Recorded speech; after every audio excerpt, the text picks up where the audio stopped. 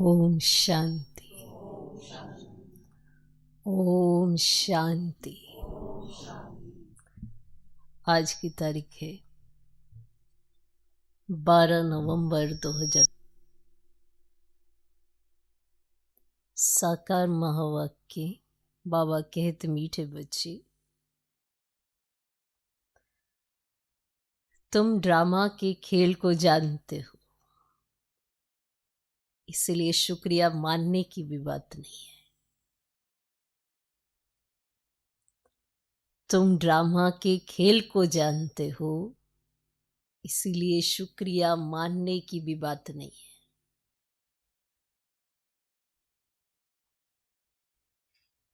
आज का प्रश्न, सर्विसेबल बच्चों में कौन सी आदत बिल्कुल नहीं होनी चाहिए? सर्विसेबल बच्चों में कौन सी आदत बिल्कुल नहीं होनी चाहिए?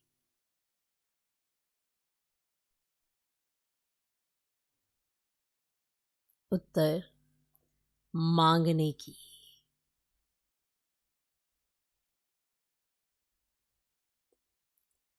तुम्हें बाप से आशीर्वाद या कृपा आदि मांगने की जरूरत नहीं है।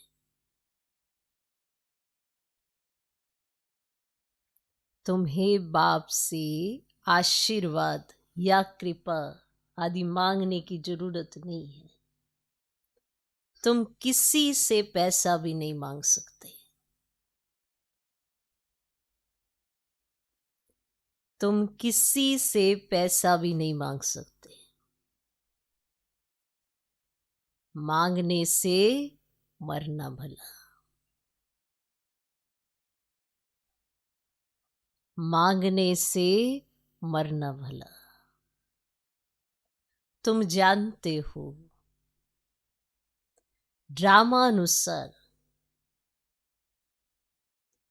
कल्प पहले जिन्होंने बीज बोया होगा वे बोएंगे। तुम जानते हो, ड्रामा अनुसार कल्प पहले जिन्होंने बीज बोया होगा वे बोएंगे। जिनको अपना भविष्य पद ऊंच बनाना होगा वे जरूर सहयोगी बनेंगे। जिनको अपना भविष्य पद ऊंच बनाना होगा वे जरूर सहयोगी बनेंगे। तुम्हारा काम है सर्विस करना। तुम्हारा काम है सर्विस करना। तुम किसी से कुछ मांग नहीं सकते। तुम किसी से कुछ मांग नहीं सकते। भक्ति में मांगना होता, ज्ञान में नहीं। भक्ति में मांगना होता, ज्ञान में नहीं।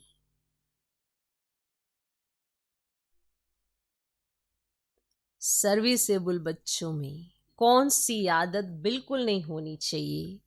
मांगने की। तुम्हें बाप से आशीर्वाद या कृपा आदि मांगने की जरूरत नहीं है। तुम किसी से पैसा भी नहीं मांग सकते। मांगने से मरना भला। तुम जानते हो, ड्रामा अनुसार कल पहले जिन्होंने बीज बोया होगा वे बोएंगे। जिनको अपना भविष्य पद ऊंच बनाना होगा वे जरूर सहयोगी बनेंगे। तुम्हारा काम है सर्विस करना। तुम किसी से कुछ मांग नहीं सकते। भक्ति में मांगना होता, ज्ञान में नहीं। आज का गीत है, मुझको सहारा देने वाले तेरा शुक्रिया। ओम शांति। यह बच्चों के अंदर से शुक्रिया अक्षर बाप, टीचर, गुरु के लिए नहीं निकल सकता, क्योंकि बच्चे जानते हैं ये खेल बना हुआ है। शुक्रिया आदि की बात ही नहीं है। ये भी बच्चे जानते हैं ड्रामानुसार। ड्रामा अक्षर भी तुम बच्चों की बुद्धि में आता है। खेल अक्षर कहने से ही सारा खेल तुम्हारी बुद्धि में आ जाता है। गोया स्वदर्शन चक्रधारी तुम आप ही बन जाते हो। तीनों लोक भी तुम्हारी बुद्धि में आ जाते हैं। मूल वतन, सूक्ष्म वतन, स्थूल वतन, ये भी जानते हो अब खेल पूरा होता है। बाप आकर तुमको त्रिकालदर्शी बनाते हैं। तीनों कालों, तीनों लोकों, आदि मध्य अंत का राज समझाते हैं। काल समय को कहा जाता है। तो ये सब बातें नोट करने बगैर याद नहीं रह सकती। अगर नोट नहीं करोगे तो याद नहीं रह सकती। तुम बच्चे तो बहुत पॉइंट्स भूल जाते हो। ड्रामा के ड्यूरेशन को भी तुम जानते हो। तुम त्रिनेत्री, त्रिकालदर्शी बनते हो। ज्ञान का तीसरा नेत्र मिल जाता है। सबसे बड़ी बात है कि तुम आस्तिक बन जाते हो, नास्तिक नहीं हो। नहीं हो ना इस समय? नहीं तो निधन के थे, नास्तिक थे, किसी को जानते ही नहीं थे, पहचानते ही नहीं थे, अपने बारे में भी नहीं पता, बाप के बारे में भी नहीं पता। तो सबसे बड़ी बात है कि तुम आस्तिक बन जाते हो, नहीं तो निधन के थे। ये ज्ञान तुम बच्चों को मिल रहा है। स्टूडेंट की बुद्धि में सदैव नॉलेज मंथन होती है। ये भी नॉलेज है ना। ऊंचते ऊंच बाप ही नॉलेज देते हैं। तो ड्रामा अनुसार ड्रामा अक्षर भी तुम्हारे मुख से निकल सकता है। सो भी जो बच्चे सर्विस में तत्पर रहते हैं उनके मुख से निकलता है। अभी तुम जानते हो हम आर्फन थे, अब बेहद का बाप धनी मिला है जो धन के बने हैं। तो पहले तुम बेहद के आर्फन थे, अब बेहद का बाप बेहद का सुख देने वाला है। और कोई बाप नहीं जो ऐसा सुख देता हो। नई दुनिया और पुरानी दुनिया ये सब तुम बच्चों की बुद्धि में है, परंतु औरों को भी यथार्थ रीति समझाएं, इस ईश्वरीय धंधे में लग जाएं। हर एक के सर्कमस्टांस अपने अपने होते हैं। हर एक के सर्कमस्टांस अपने अपने होते हैं। समझा भी वे सकेंगे जो याद की यात्रा में रहेंगे। सब नहीं समझा सकेंगे। समझा भी वे सकेंगे जो याद की यात्रा में होंगे। याद से बल मिलता है ना। बाप है ही जोहरदार तलवार, है ना। बाप है ही जोहरदार तलवार। तुम बच्चों को जोहर भरना है। योग बल से विश्व की बादशाही पाते हो। योग से बल मिलता है, ज्ञान से नहीं। ज्ञान से तो समझ आती है। अब समझ भी यथार्थ रीति आ जाए उसके लिए योग चाहिए। ज्ञान एक समझ है, पर आपने क्या समझा क्या नहीं समझा इसमें याद का बल चाहिए। ठीक, तो ज्ञान से बल नहीं मिलता। बच्चों को समझाया है नॉलेज सोर्स ऑफ इनकम है। योग को बल कहा जाता है। रात दिन का फर्क है। अब योग अच्छा या ज्ञान अच्छा? योगी नामी ग्रामी है। तो योग अर्थात बाप की याद। तो बाप कहते इस याद से ही तुम्हारे पाप कट जाएंगे। इस पर ही बाप जोर देते हैं। ज्ञान तो सहज है। भगवानुवाच मैं तुमको सहज ज्ञान सुनाता हूं। 84 के चक्र का ज्ञान सुनाता हूं। उसमें सब आ जाता है। हिस्ट्री ज्योग्राफी है ना। ज्ञान और योग दोनों है सेकंड का काम। बस हम आत्मा है, हमको बाप को याद करना है। इसमें मेहनत है। और याद की यात्रा में रहने से शरीर की जैसे विस्मृति हो जाती है। जितना याद की यात्रा बढ़ती जाती है उतना शरीर की विस्मृति होती जाती है। घंटा भर भी ऐसे अशरीरी होकर बैठो तो कितने पावन हो जाए। मनुष्य रात को कोई 6 कोई 8 घंटा नींद करते हैं तो अशरीरी हो जाते हैं ना। उस समय में कोई विक्रम नहीं होता है, आत्मा थक कर सो जाती है। ऐसे भी नहीं कि कोई पाप विनाश होते हैं, नहीं, वह है नींद। विक्रम कोई होता नहीं है, नींद ना करें तो पाप ही करते रहेंगे। रात्रि का समय जो होता है वो नींद का होता है, से बाबा कहते हैं ना, उस समय विश्राम करो। अगर ऐसा नहीं करेंगे तो पाप ही करते रहेंगे। तो नींद भी एक बचाव है। सारा दिन सर्विस कर आत्मा कहती है मैं अब सोता हूं, अशरीरी बन जाता हूं। तुमको शरीर होते अशरीरी बनना है। हम आत्मा इस शरीर से न्यारी शांत स्वरूप है। आत्मा की महिमा कभी नहीं सुनी होगी। आत्मा सत्य चित्त आनंद स्वरूप है। परमात्मा की महिमा गाते हैं कि सत्य है, चैतन्य है, सुख शांति का सागर है। अब तुमको फिर कहेंगे मास्टर। बच्चे को मास्टर भी कहते हैं। तो बाप युक्तियां भी बतलाते रहते हैं।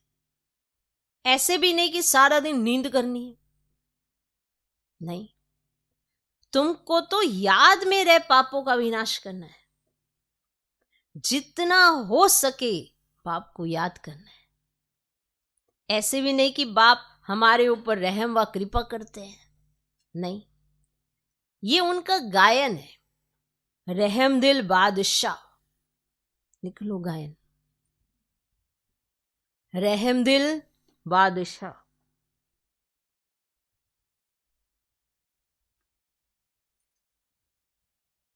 ये भी उनका पार्ट है, तमो प्रधान से सतो प्रधान बनाना। भक्त लोग महिमा गाते हैं, तुम्हें सिर्फ महिमा नहीं गानी है। ये गीत आदि भी दिन प्रतिदिन बंद होते जाते हैं। स्कूल में कभी गीत होते हैं क्या? अब टीचर पढ़ा रहा है, इधर से गीत चला दो, गीत होते हैं क्या? बच्चे शांति में बैठे रहते हैं। अब टीचर आता है तो उठकर खड़े होते हैं, फिर बैठते हैं। तो ये बाप कहते हैं मुझे तो पाठ मिला हुआ है पढ़ाने का, सो तो पढ़ा नहीं है। तुम बच्चों को उठने की दरकार ही नहीं। तो टीचर आता है तो जैसे और स्कूलों में होता है, टीचर आता है तो उठकर खड़े होते हैं, फिर बैठते हैं। तो ये बाप कहते हैं मुझे तो पाठ मिला हुआ है पढ़ाने का, सो तो पढ़ाना ही है, तुम बच्चों को उठने की दरकार ही नहीं। भगवान तो तुम्हें सिर पर रखता है, तो तुम बच्चों को उठने की दरकार नहीं। आत्मा को बैठ सुनना है, आत्मा ने सुनना है। इसीलिए आप कोशिश करो कि आत्मा को जागृत रखो कि कौन सुनने बैठी है। तुम्हारी बात ही सारी दुनिया से न्यारी है। बच्चों को कहेंगे क्या तुम उठो, नहीं, मैं तो भक्ति मार्ग में करते, यहाँ नहीं। बाप तो खुद उठकर नमस्ते करते हैं, तो खुद उठकर नमस्ते करते हैं। पहले वो बच्चों को सलाम करते हैं। सब हवा है। स्कूल में अगर बच्चे देरी से आते हैं तो टीचर या तो रूल लगाएंगे या बाहर में खड़ा कर देंगे। इसीलिए डर रहता है टाइम पर पहुंचने का। नहीं तो रूल उठाते हैं, ठीक है, पिटाई करते हैं कि लेट आए हो तुम, और या फिर बाहर खड़ा कर देंगे। फिर बच्चे को डर रहता है कि टाइम से पहुंचना है। यहाँ तो डर की बात ही नहीं है। यहाँ ये जरूर कहा जाता है कि क्लास में समय से आना। इसमें वैसे डरने की बात नहीं, खुद को होना चाहिए कि टीचर के आने से पहले हमें आना है। तो यहाँ तो डर की बात नहीं। बाप समझाते रहते हैं, मुरलियाँ मिलती रहती हैं, बाप रेगुलर समझाते हैं ना। और ये मुरलियाँ रेगुलर पढ़नी है। मुरली पढ़ो तो तुम्हारी प्रेजेंट मार्क पड़े, नहीं तो एब्सेंट पड़ जाएगी। अब मुरली पढ़ो, अब कहीं मुरली पढ़ते हैं फिर भी नहीं समझ आती, तो फिर और ख्यालात चलने लग जाते हैं। अब रेगुलर आते हैं तो असर तो पड़ता ही है। तो समझने की बात है। वैसे ये भी एक विचित्र ऐसे ख्यालात आते हैं ना, क्योंकि माया है तो ख्यालात तो आएंगी ना, अजीबो गरीब, क्योंकि बाप से दूरी तो बनानी है माया ने। तो माया ऐसे फिर जो मिल रहा होता है ना, उसकी प्राप्तियां, उसका नशा कम हो जाता है, और जो नहीं मिल रहा उसमें ज़्यादा बुद्धि जा रही होती है। लेकिन जो आपके पास है उसमें बिल्कुल सेटिस्फाई नहीं होना है, और पाने की इच्छा तो रखनी है, पर अनसेटिस्फाई भी नहीं होना है। सोचो भगवान से हम इतना नजदीक मिलते हैं, उसका ही नशा नहीं है। मुरली पढ़ो, मुरली को पढ़ो तब तुम्हारी प्रेजेंट मार्क्स पड़े, नहीं तो अब्सेंट पड़ जाएगी, क्योंकि बाप कहते तुमको गुये गुये बातें सुनाता हूं। तुम अगर मुरली मिस करेंगे ना तो वह पॉइंट्स मिस हो जाएगी। ये है नई बातें जो दुनिया में कोई नहीं जानते। तुम्हारे चित्र देखकर ही चकित हो जाते हैं, कोई शास्त्रों में भी नहीं है। भगवान ने चित्र बनवाए थे, तुम्हारी यह चित्रशाला है नई, और ब्राह्मण कुल के जो देवता बनने वाले होंगे ना, उनकी बुद्धि में ही बैठेगा।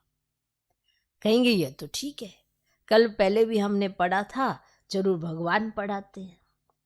भक्ति मार्ग के शास्त्रों में पहले नंबर में गीता ही है, क्योंकि पहला धर्म ही यह है। फिर आधा कल्प के बाद उसके भी बहुत पीछे दूसरे शास्त्र बनते हैं। पहले इब्राहिम आया तो अकेला था, फिर 1 से 2 हुए, 2 से 4 हुए। जब धर्म की वृद्धि होते होते 1,00,000-1,500 हो जाते ना, तो शास्त्र आदि बनते हैं। तो उनके भी आधा समय के बाद ही बनते होंगे, हिसाब किया जाता है ना। तो बच्चों को तो बहुत खुशी होनी चाहिए, बहुत खुशी होनी चाहिए। बाप से हमको वर्षा मिलता है। तुम जानते हो बाप हमको सारा ज्ञान सृष्टि चक्र का समझाते हैं। ये है वेद की हिस्ट्री ज्योग्राफी। सबको बोलो, यहाँ वर्ल्ड की हिस्ट्री ज्योग्राफी समझाई जाती है जो और कोई सिखला ही ना सके। भल वर्ल्ड का नक्शा निकालते हैं, परंतु उसमें ये कहाँ दिखलाते कि लक्ष्मीनारायण का राज्य कब था, कितना समय चला। तो वर्ल्ड तो एक ही है ना, और भारत में ही राज्य करके गए हैं, अब नहीं है। तो ये बातें किसकी भी बुद्धि में नहीं है। और वह तो कल्प की आयु लाखों वर्ष कह देते हैं, और तुम मीठे मीठे बच्चों को कोई जास्ती तकलीफ नहीं देते हैं। क्या तकलीफ में हो जो समझते हो क्या करें क्या ना करें? हाँ? कोई तकलीफ है? बाप कहते पावन बनना है। पावन बनने के लिए तुम भक्ति मार्ग के कितने धक्के खाते हो। अब समझते हो धक्के खाते खाते 2500 वर्ष गुजर गए। अब फिर बाबा आया हुआ है फिर से राज्य भाग्य देने।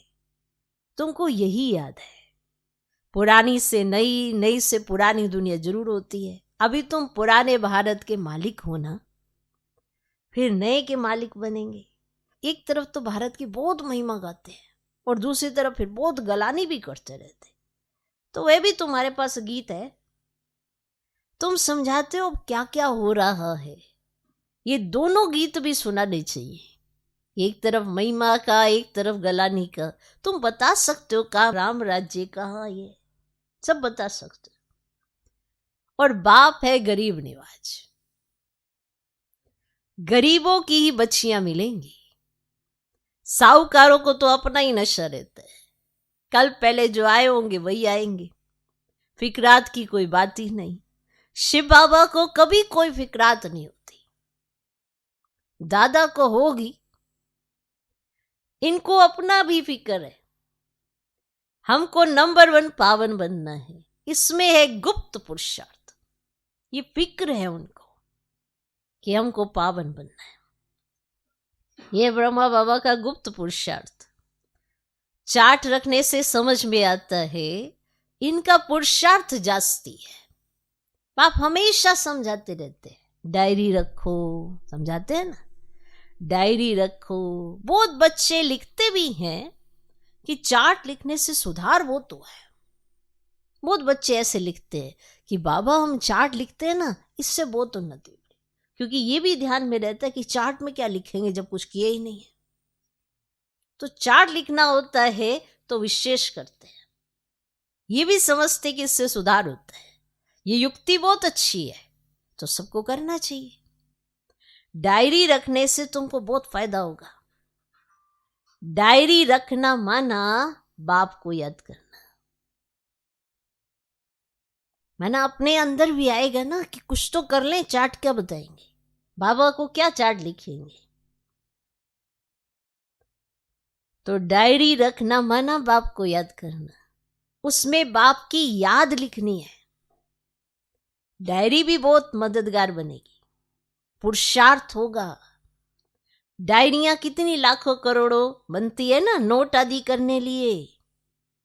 सबसे मुख्य बात है ये नोट करने की, ये कभी भूलना नहीं चाहिए, उसी समय डायरी में लिखना चाहिए, रात को हिसाब किताब लिखना चाहिए। फिर मालूम पड़ेगा ये तो हमको घाटा पड़ रहा है, क्योंकि जन्म जन्मांतर के विक्रम भस्म करने हैं। बाप रास्ता बताते हैं, अपने ऊपर रहम व कृपा करनी है। टीचर तो पढ़ाते हैं, आशीर्वाद तो नहीं करेंगे। आशीर्वाद, कृपा, रहम आदि मांगने से मरना भला। कोई से पैसा भी नहीं मांगना चाहिए, बच्चों को सख्त मना है। बाप कहते हैं ड्रामानुसार जिन्होंने कल पहले बीज बोया है, वर्षा पाया है, वे आप ही करेंगे। तुम कोई काम के लिए मांगो नहीं, नहीं करेगा तो नहीं पाएगा। और मनुष्य दान पुण्य करते तो रिटर्न में मिलता है ना। राजा के घर व साहूकार के पास जन्म होता है, जिनको करना होगा वे आप ही करेंगे, तुमको मांगना नहीं। कल्प पहले जिन्होंने जितना किया है, ड्रामा उनसे कराएगा, मांगने की क्या दरकार है। बाबा तो कहते रहते हैं हुंडी भरती रहती है सर्विस के लिए। हम बच्चों को थोड़ी कहेंगे पैसा दो। भक्ति मार्ग की बात ज्ञान मार्ग में नहीं होती। जिन्होंने कल्प पहले मदद की है वे करते रहेंगे, आप ही कभी मांगना नहीं है। बाबा कहते बच्चे चंदा चीरा तुम इकट्ठा नहीं कर सकते, तो ये तो सन्यासी लोग करते हैं। और भक्ति मार्ग में थोड़ा भी देते हैं, उसका रिटर्न एक जन्म लिए मिलता है। तो ये फिर है जन्म जन्मांतर के लिए। तो जन्म जन्मांतर के लिए सब कुछ दे देना अच्छा है ना। इनका तो नाम बोला भंडारी है। तुम पुरुषार्थ करो तो विजयमाला में पिरोए जा सकते हो। भंडारा भरपूर, काल कंटक दूर। तो वहां कभी अकाले मृत्यु होती नहीं है। तो यहां मनुष्य काल से कितना डरते हैं। थोड़ा कुछ होता है तो मौत याद आ जाते हैं। वहां ये ख्याल ही नहीं तुम अमरपुरी में चलते हो। तो ये छीछी मृत्यु लोक है। और भारत ही अमरलोक था और अब मृत्यु लोक है। तो तुम्हारा आधा कल्प बहुत छीछी पास हुआ है, नीचे गिरते आए हो। जगन्नाथपुरी में बहुत गंदे गंदे चित्र हैं।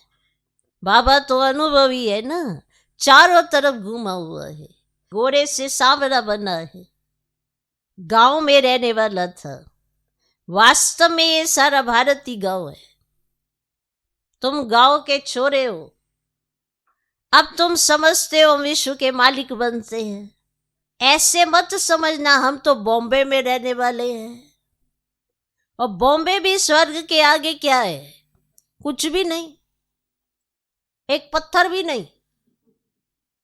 क्या है बॉम्बे? तो ऐसे समझ लेने से हम तो बॉम्बे में रहते हैं तो क्या है बॉम्बे, है ना। बॉम्बे भी तो स्वर्ग के आगे क्या, एक पत्थर भी नहीं। हम गांव के छोरे निधन के बन गए हैं, अब फिर हम स्वर्ग के मालिक बन रहे, तो खुशी रहनी चाहिए। नाम ही है स्वर्ग। कितने हीरे जवाहरात महलों में लगे रहते हैं। सोमनाथ का मंदिर ही कितना हीरे जवाहरातों से भरा हुआ था। तो पहले पहले शिव का मंदिर ही बनाते हैं, कितना साहूकार था। अभी तो भारत गांव है। सतयुग में बहुत माला माल था। ये बातें दुनिया में तुम्हारे सिवाय कोई भी नहीं जानते। तुम कहेंगे कल हम बादशाह थे, आज फकीर है, फिर विश्व के मालिक बनते हैं। तुम बच्चों को अपने भाग्य पर शुक्रिया मानना चाहिए, है ना। अपने आप अपने भाग्य पर तुम्हें तो नाज होना चाहिए। इसे कहते शुक्रिया मानना, कि हमें जो मिला वो तो दुनिया में किसी को मिला ही नहीं। इस बात का शुक्रिया मानना चाहिए। हम पद्मा पदम भाग्यशाली हैं। अच्छा, मीठे मीठे सिकिलदे बच्चों प्रति माता पिता बाप दादा का याद प्यारो गुड मॉर्निंग। रूहानी बाप की रूहानी बच्चों को नमस्ते। हम रूहानी बच्चों की भी रूहानी बाप को नमस्ते नमस्ते नमस्ते। Good morning good morning good morning. धारणा के लिए मुख्य सर पहला पॉइंट, विकर्मों से बचने के लिए इस शरीर में रहते अशरीरी बनने का पुरुषार्थ करना है। विकर्मों से बचने के लिए इस शरीर में रहते अशरीरी बनने का पुरुषार्थ करना है। याद की यात्रा ऐसी हो जो शरीर की विस्मृति हो जाए। याद की यात्रा ऐसी हो जो शरीर की विस्मृति हो जाए, विस्मृति होती जाए, ऐसी याद की यात्रा जो शरीर की विस्मृति होती जाए। दूसरा पॉइंट, ज्ञान का मंथन कर आस्तिक बनना है। ज्ञान का मंथन कर आस्तिक बनना है।